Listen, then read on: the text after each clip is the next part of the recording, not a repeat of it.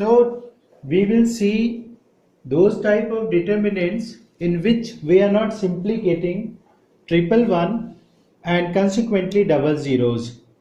We have to go for some more operations on these type of determinants. I am taking one or two examples of these: x, y, z, x square, y square, z square, 1 plus px cube, 1 plus py cube, 1 plus pz cube. Suppose this is a determinant and I have to prove it 1 plus pxyz,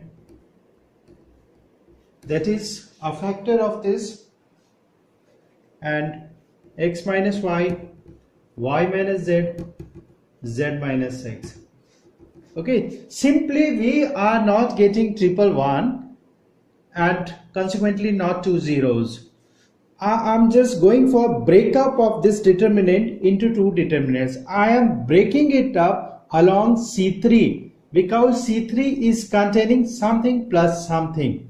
So C1 and C2 will remain same, but C3 will change. What it will be? X, y, z, x square, y square, z square, 1, 1, 1, and here it is x, y, z, x square, y square, z square, px cube, py cube, pz cube. Is this? This is breakup of one determinant in two formats.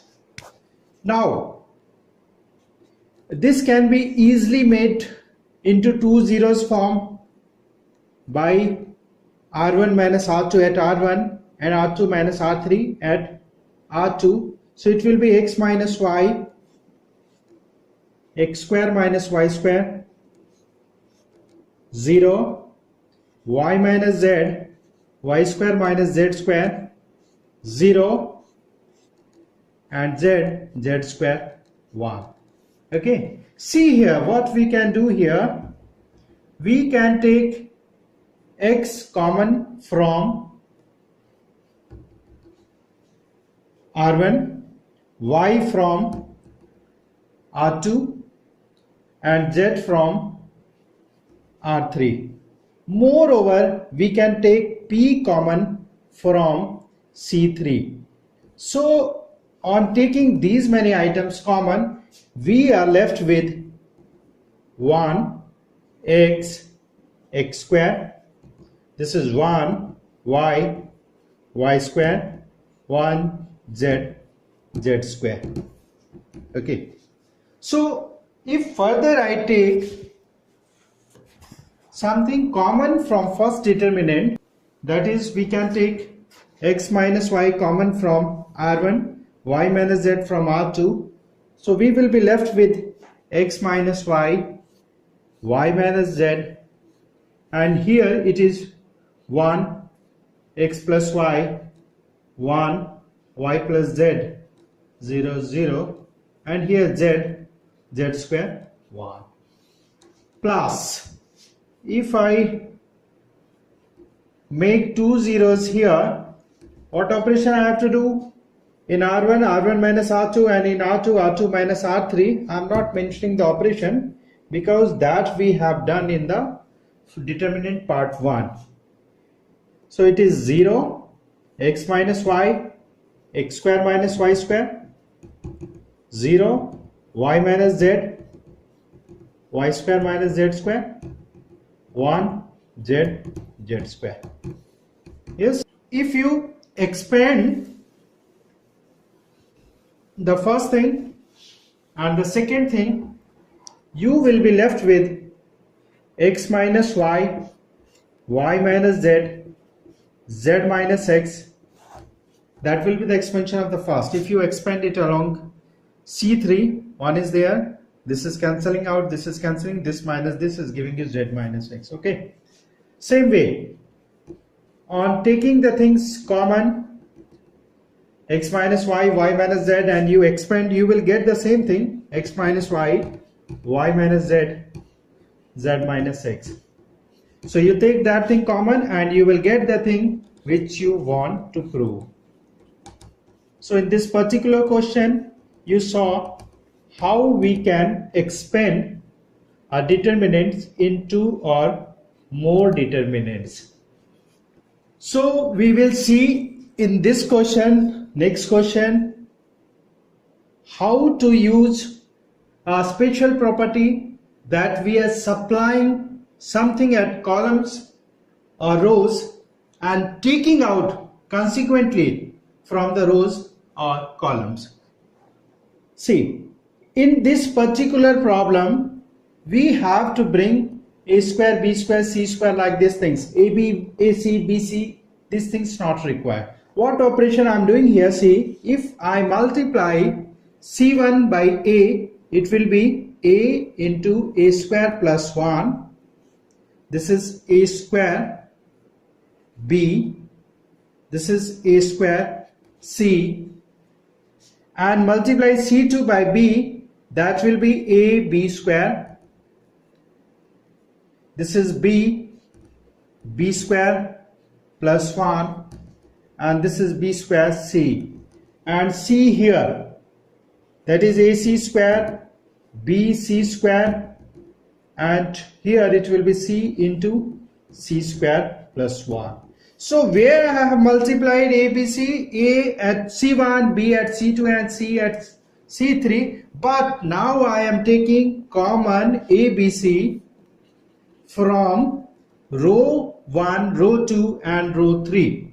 What is happening? See, if I take common A from row 1, this will be A square plus 1, B square, C square.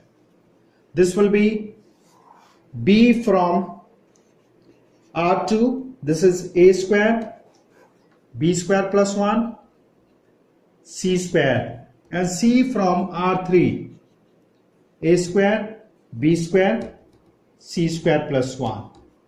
Okay, so what is actually coming out is that if we have supplied and we have taken out, so nothing is there outside and the shape of the question is changing. So we are getting all a square, b square, c square like that. Now what operation we can do? It is easily visible. If I go for c1 is equal to c1 plus c2 plus c3, I will get 1 plus a square plus b square plus c square. Here also 1 plus a square plus b square plus c square. 1 plus a square plus b square plus c square. Okay, what operation I did here? C1 tending to c1 plus c2 plus c3 like this. Okay, why I did this? You know that I have to bring triple ones. So it is b square plus 1, b square, c square, c square, c square plus 1. So if I take 1 plus a square plus b square plus c square common, I am just left with triple one at c1. So on taking common, it is 1, 1, 1. It is b square plus 1, b square, c square, c square, c square plus 1. So now 3 ones are there, quite easy to make 2 zeros. So what operation we'll do? At R1 we'll go for R1 minus R2. So at R1 we are getting R1 minus R2 is 0. Here minus 1, here 0, and in R2 we are going for R2 minus R3, it is 0, it is 1, it is minus 1, and it is remaining as it is 1 plus b square c square plus 1. So outside it is 1 plus a square plus b square plus c square. If I just expand this, I will get expanding it along R3. This is cancelling, this is cancelling. Minus 1 into minus 1, 1 minus 0. So ultimately I am just left with 1 plus a square plus b square plus c square, that I have to prove.